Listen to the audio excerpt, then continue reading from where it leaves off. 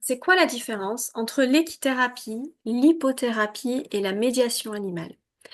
L'équithérapie, c'est des soins psychiques, en tout cas dans la définition que j'ai retrouvée sur Internet et sur le site de la Fédération française d'équitation et sur des sites de formation en équithérapie.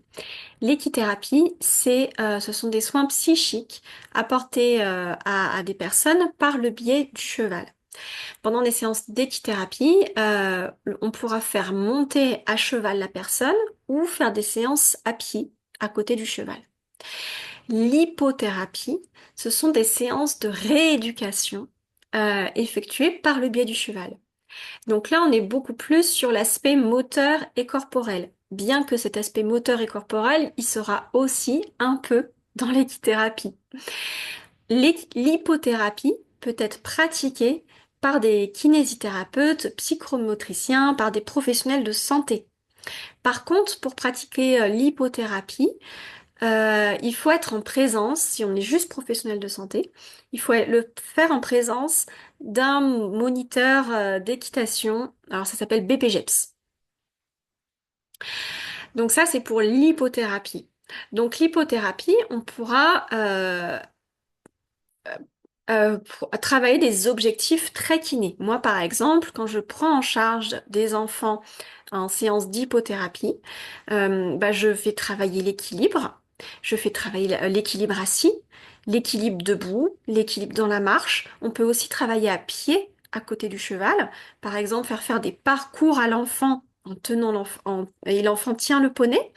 Ou je me souviens de séances que j'avais faites avec une patiente hémiplégique qui marchait avec une canne. Et ben là, c'était le cheval qui devenait la canne. Je lui faisais poser la main sur le poney et on marchait, elle marchait à côté du poney, mais c'est moi qui tenais le cheval et on la faisait marcher en terrain varié.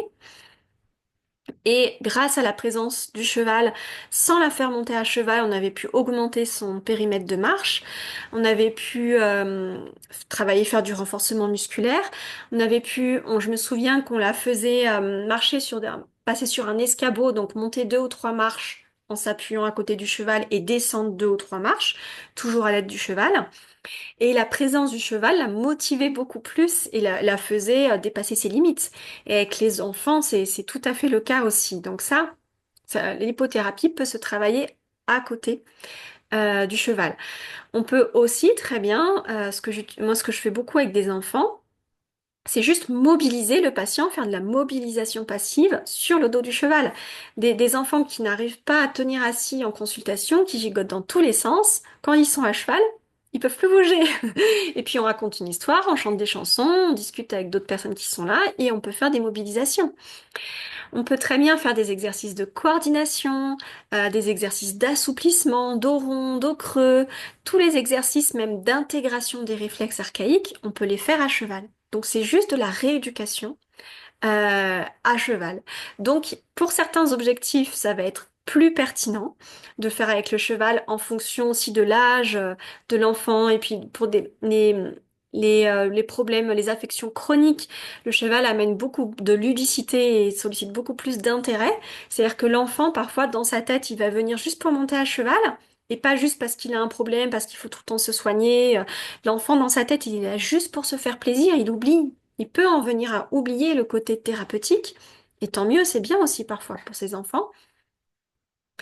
Et bien sûr, cette l'hypothérapie ne va pas entièrement remplacer le travail en salle. Il y a des choses qu'on pourra pousser beaucoup plus loin, hein, surtout dans du travail manuel en salle, que sur le cheval. En tout cas, le cheval est un très très bon allié pour ces patients chroniques. Et ensuite, la médiation animale. La médiation animale peut se pratiquer par n'importe qui. Pour l'instant, c'est une profession qui n'est pas encore réglementée. Et là, dans la médiation animale, quand on fait simplement la médiation animale, on ne fait pas monter le patient ou la personne. C'est la patiente qui reste à côté du cheval et on va juste observer la relation. Alors, je dis le cheval, mais en fait, la médiation animale peut se faire avec d'autres animaux. En tout cas, on peut faire la médiation aussi avec le cheval. Et là, on va utiliser la relation avec l'animal, en l'occurrence le cheval, pour euh, Par exemple, pour aider l'enfant à mieux connaître ses émotions, à les exprimer, à les conscientiser ou pour l'aider à se réguler. En tout cas, la médiation animale est plus souvent utilisée pour des régulations des états, la régulation des états émotionnels chez l'enfant et pour améliorer le bien-être de l'enfant ou du patient. Donc voilà la différence entre équithérapie, hypothérapie et médiation animale. En vrai, dans l'équithérapie, cela inclut un peu de l'hypothérapie ou de la médiation animale. Les professionnels qui sont formés en équithérapie, ce sont parfois des professionnels de santé, pas forcément. Ce sont parfois des professionnels du milieu équestre, mais pas forcément. En tout cas, en France, ce sont quand même des cursus maintenant assez longs pour obtenir la certification d'équithérapeute.